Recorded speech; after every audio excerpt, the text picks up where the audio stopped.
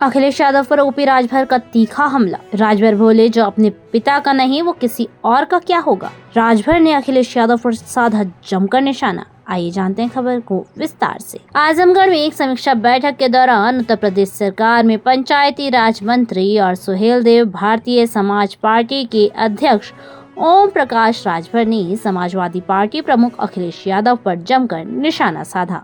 उन्होंने बेहद तल्ख अंदाज में कहा जो अपने बाप का नहीं हुआ वो किसी और का क्या होगा। ये बयान सपा की नीतियों और नेतृत्व पर गहरा सवाल खड़ा करता है। आजमगढ़ के अरियौत कला भवन में अल्पसंख्यक प्रकोष्ठ की बैठक में बोलते हुए राजभर ने सपा, कांग्रेस और बसपा पर मुस्लिम वोटों के लिए नफरत फैलाने का आरोप लगाया।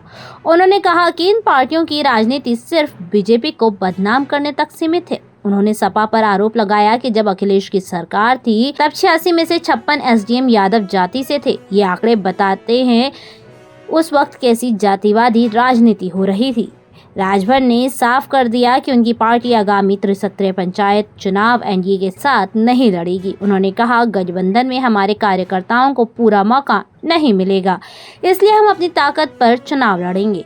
हालांकि उन्होंने विधानसभा और लोकसभा चुनावों में एनडीए के साथ रहने की बात भी दोहराई। हाल ही में हुए ऑपरेशन सिंदूर पर विपक्ष की आलोचनाओं का जवाब देते हुए राजभर ने कहा कि इस ऑपरेशन ने हमें अपनी सेना पर गर्व करने का मौका दिया है। उन्होंने बताया कि भारतीय सेना ने पाकिस्तान की सीमा में 100 किलोमीटर अंदर घुसकर आतंकी ठिकानों को खत्म किया।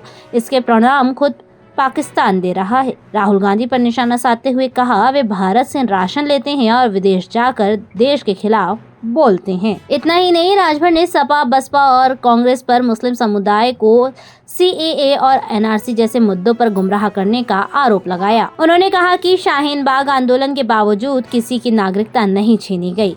वक्फ संशोधन बिल को उन्होंने मुस्लिम गरीबों के हित में बताया और दावा किया कि इस बिल से सिर्फ वे अमीर लोग परेशान हैं जो वक्फ की संपत्ति बेचकर मालामाल हो रहे थे।